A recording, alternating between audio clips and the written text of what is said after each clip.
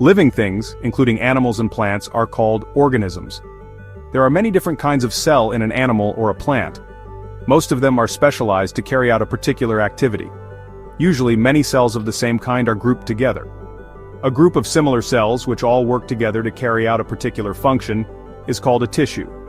For example, inside an onion there is a tissue called the onion epidermis. This tissue covers the surface of the layers inside the onion.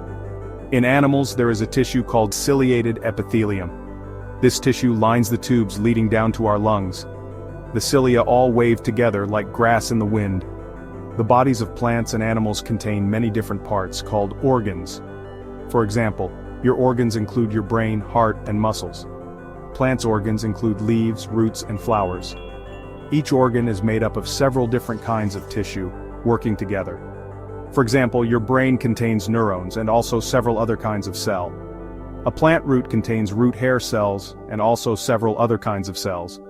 Organs also work together. A set of organs that all work together to carry out the same function is called an organ system.